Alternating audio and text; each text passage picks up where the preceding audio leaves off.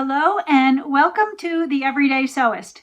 My name is Stephanie and I am here today with a bunch of projects to share with you, and I hope that it will be inspiring and fun for you to see what I've been working on these past few weeks. So let's get started. The quilt behind me is my old finish for today. And this is a Bonnie Hunter mystery from 2019-2020 mystery season. And I've chosen this one especially for today because she has just released the introduction and the colors for this year's mystery. If you've never participated in it before and you have at least some confidence as a quilter, you can do a quilt like this too. Her instructions are amazing. There is support from the whole community at Quiltville, and she walks you through everything step by step.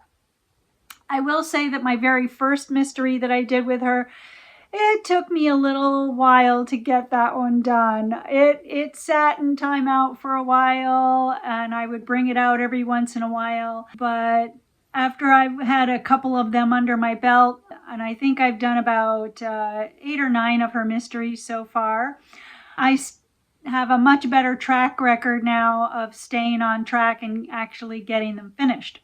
So they are super fun to make. The borders, I love the borders that she chooses for them. I normally don't do a pieced border that would be quite so intricate or have so many pieces, but because it's a mystery, you don't know if you're making a border or making something for the interior of the quilt. And when you get all of the clues done, you already have all the pieces made for a fabulous border. And so why not put a great border on your quilt? So sometimes I'm ready to tackle her mysteries and sometimes not. I think this year, I might just go ahead and do another one. This one, like I said, it's called Frolic. The pattern is available on her website for purchase, and that's the way she has always worked it, is that the pattern is free during the sew along, and then she writes it up in a really great booklet format with all kinds of information and has that for sale later on. So this one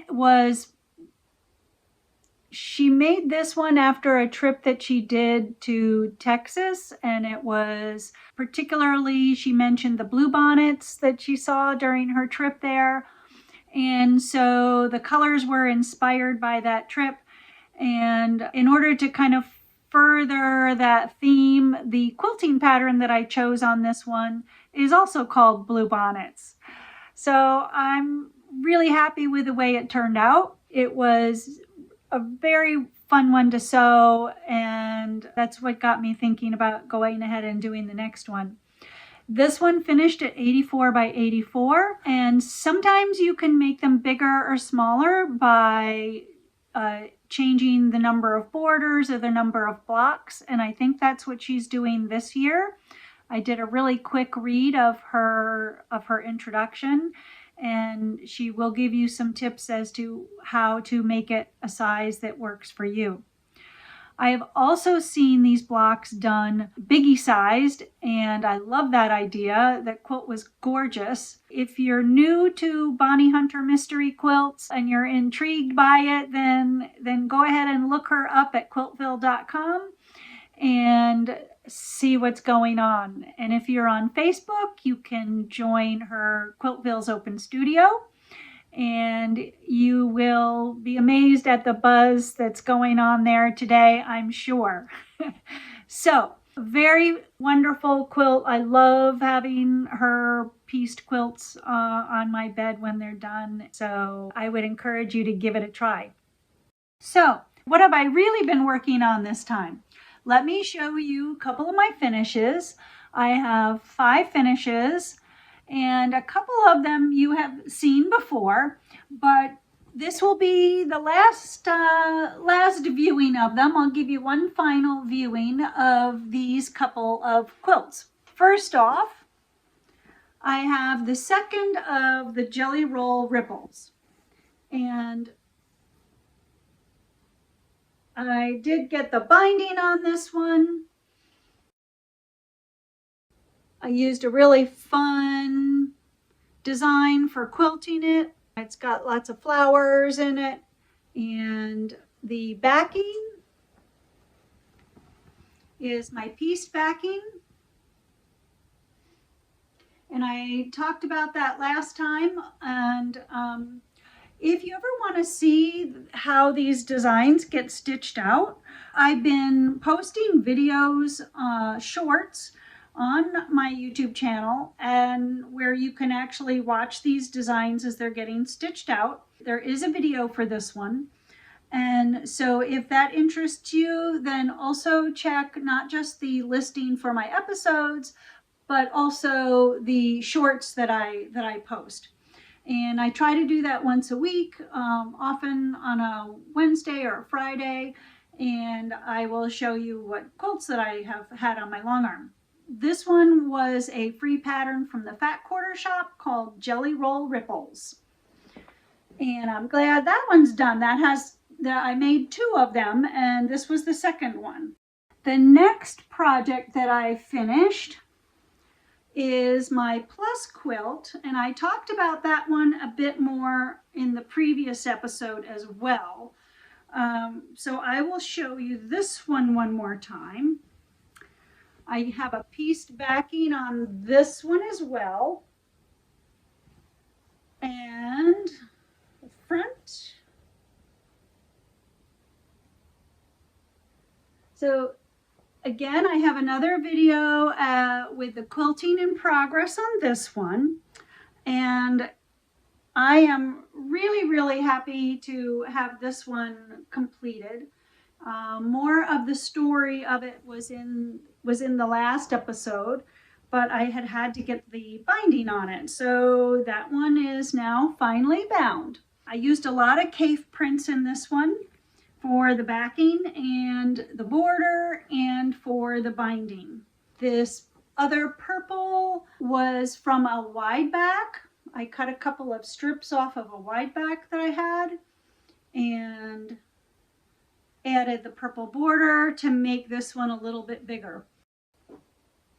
So I'm calling this one my plus quilt, and I have a light plus background with a dark in the middle and a dark background with a light plus in the middle. This had been a UFO for many years, and I am glad to finally have it off of my to-do list. And it's just got such beautiful colors in it, and I think it'll be great to use on the couch. So I put a border all the way around in purple. In order to make it a little bit longer, I added this border to the top and the bottom. I wanted it to kind of blend in and not stand out too obviously, so I think it did a pretty good job of that, because I really wanted the quilt to be just a little bit longer.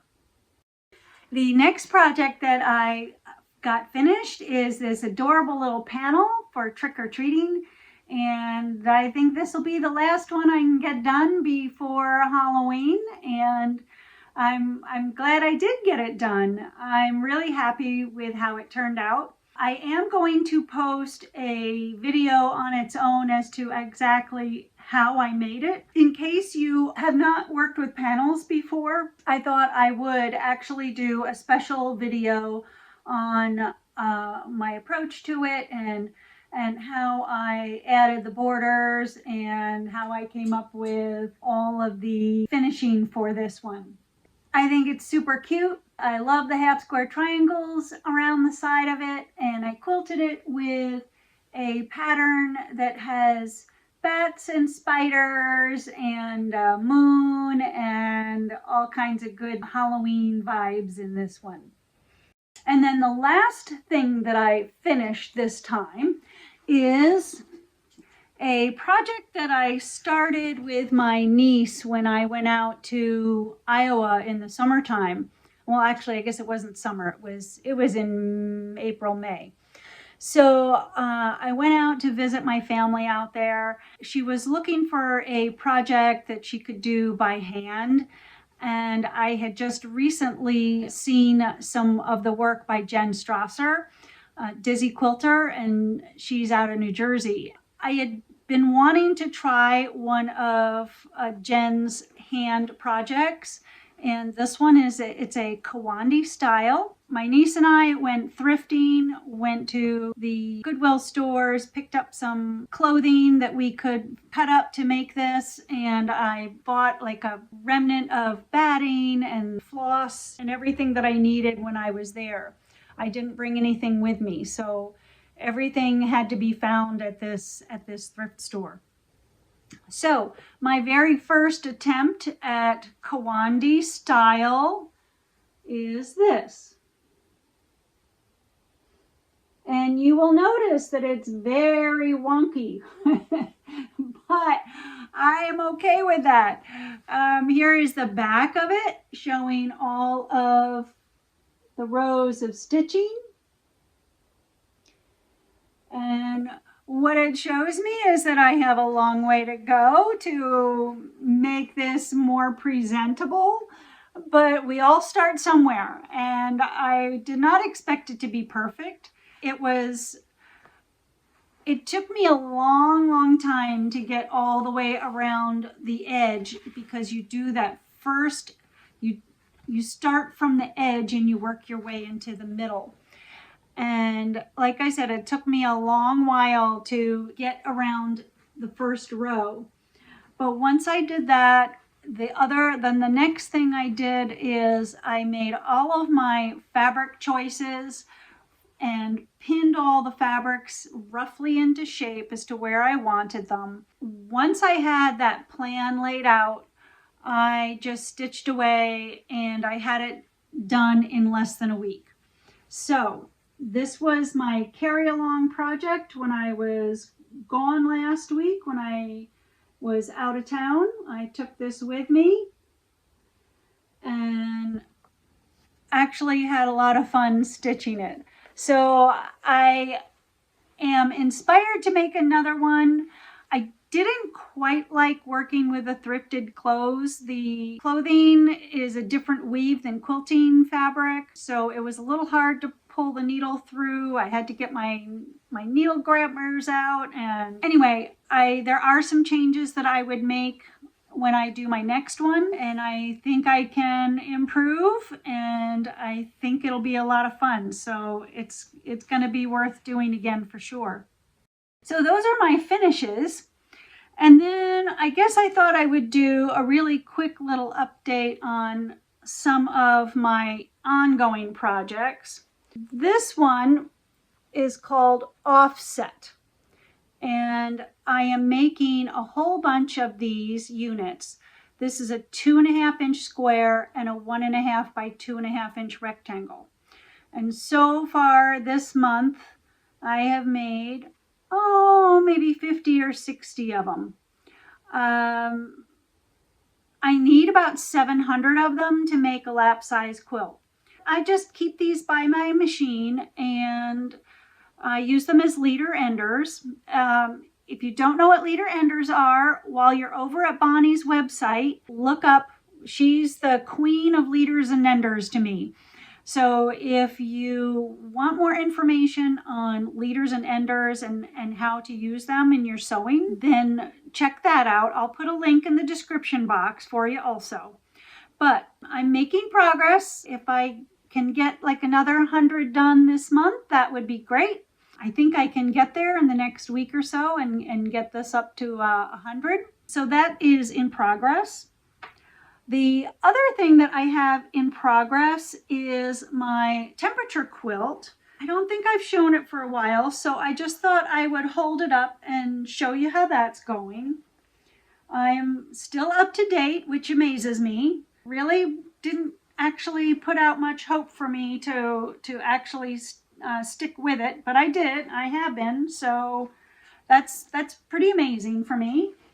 So I also post a picture of this temperature quilt on the first of every month. So on November 1st, I will sew my October column, and I will post that over on Instagram. My handle on Instagram is @stbrokaw. So if you'd like to see the progress on that, you can check that out as well. So those are my works in progress, the things I've been finishing. What about something new? I always like to start something new. So here's my thought. When I was doing the declutter challenge with Karen Brown last year, she talked a bit about scraps. Basically, my takeaway from that was use them or lose them. Figure out if you're really going to do anything with those scraps or pass them on. And I happen to have a huge baggie of scraps for each color. So these are my green scraps. And I took them out of their big baggie and dumped them into here. And my plan is that I am going to do a block a day of some sort using these scraps, because if I'm just going to hold on to them, I have decided that I am not going to keep them. Same thing for the blues, the reds, the purples, the green, all the colors. I don't want to take up that much space in my sewing room for all of these scraps if I'm never going to sew with them. So, like I said, the first bin that I pulled out was my green ones, and I'm just experimenting a little bit. So let me show you what I have so far. This was day one, and I randomly pieced this little block. It's 6.5 inches. And then I did this one, kind of randomly pieced. And this one. And I was trying to make them look kind of like what you would have for a crazy quilt. And I'm not sure how I feel about it yet. They're okay. I'm just not sure if it's something that I wanted to do a whole quilt with or not. Obviously, I have the scraps for it. I think I'd like to experiment a little bit more with some other types of freeform piecing. So next time I'll show you if I've made any progress on that. The other thing that I tried with my green scraps is I'm using this cute little paper pieced pattern. This makes a 2.5 inch tree. So I've made a couple of little trees, and I think those are adorable. I'm very happy with the trees, and I think I could see making a bunch more of those. Probably not for a whole quilt. I might do some Christmas placemats or winter placemats. But those are pretty fun. They can also be used if I did a row quilt, which reminds me, I had a great comment from Dawn. If you're watching, I really appreciated your comment. Dawn was suggesting that I use some of my orphan blocks and make row quilts with them. Well, maybe I'm starting another row. Maybe this could be the start of a row quilt where when I'm making whatever kind of blocks to use up these green scraps, maybe I will end up with a row quilt where every row is a different block, is what she's saying. At least that's the way I interpreted it. So, and I've never made a row quilt, so that could be really fun and let me try and do some new things without having to make a whole entire quilt out of one single block. So my plan is to start and keep working on these green scraps. And I did talk about that a little bit last time about doing a block a day, but the block that I had thought about before was a broken dishes, and then I'd also suggested maybe an hourglass block.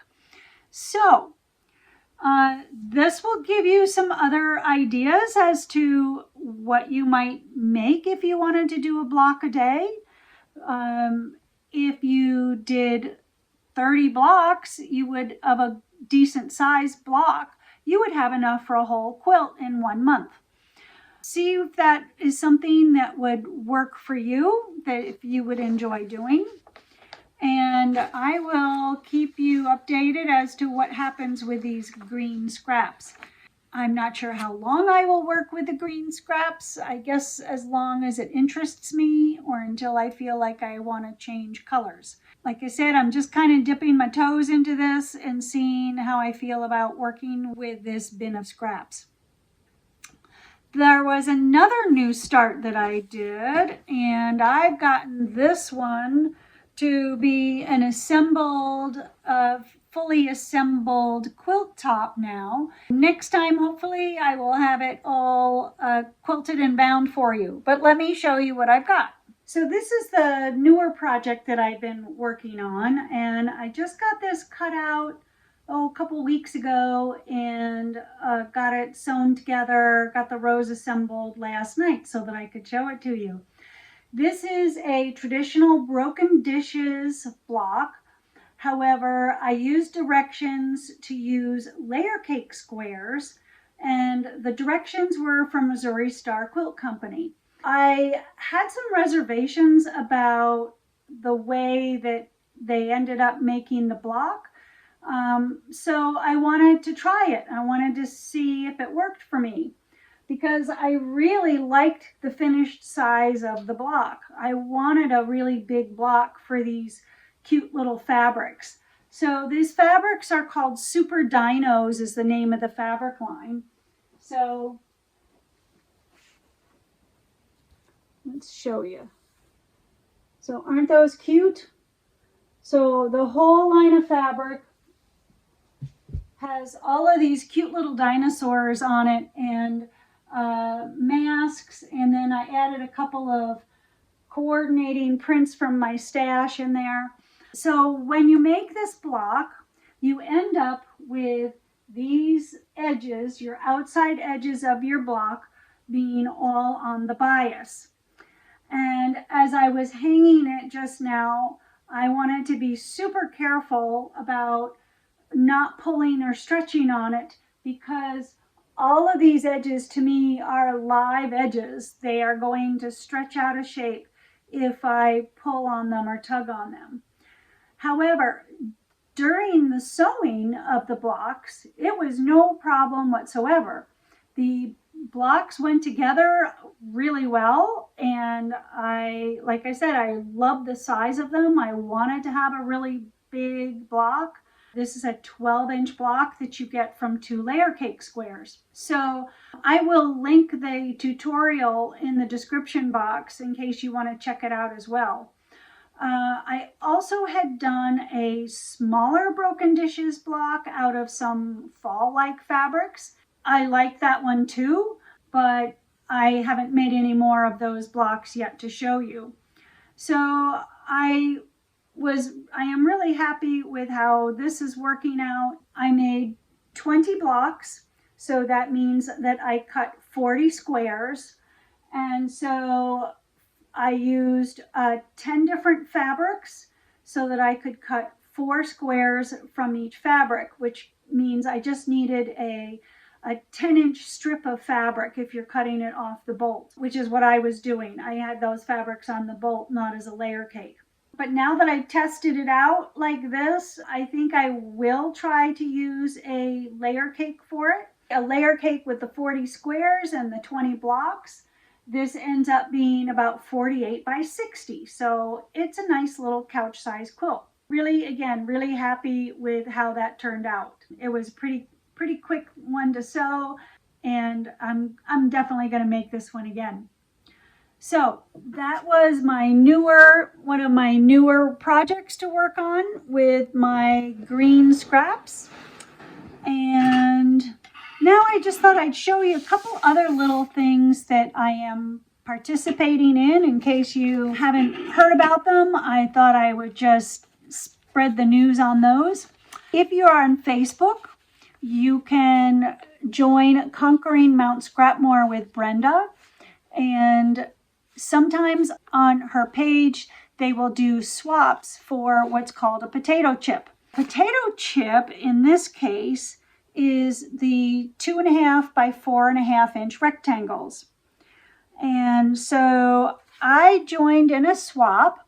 I have 11 people in my group, which means that I send out 20 rectangles of purple fabrics because that's the color this month. And I cut all my rectangles up and popped those in the mail yesterday. And I had already gotten in some happy mail. So if you like getting happy mail instead of bills, then you can join in a swap like this. Cut up some of your stash, and then you get some pretty new fabrics to add. And I have yet to have one come into me of something that I already had. So you get to increase the variety of your fabrics in your stash. I did show my potato chip quilt a few episodes back. I'm not sure which one it was. It had a black background in it, and I really want to make another one. So that's why I joined this swap, and I thought it'd be really fun to get this variety. So when I get all my envelopes back in, I will have 200 of these rectangles to add to my collection to make my next quilt. The other one that I am joining in on is on Instagram, and it is under the hashtag Get Your Quilty Wishes Granted. All one word, Get Your Quilty Wishes Granted. And I've picked out a couple of people who had put in requests of things that they were hoping for and looking for. And one of them was from Patty, and she asked for Halloween fabrics. You know, I told you last time I have way too many Halloween fabrics. And so when she said she would love to have some Halloween fabrics, and she's making some gorgeous log cabin quilts with them, just gorgeous.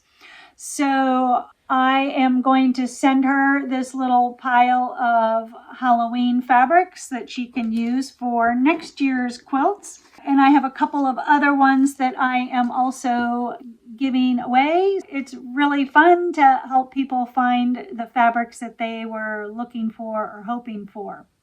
So check those out if you'd like to get involved with the quilting community. They're a lot of fun. There are several projects that I have not paid any attention to, so they're not forgotten. I just haven't done anything with them, such as my flannel projects. And I guess I can get to those in another month or two as the weather gets colder.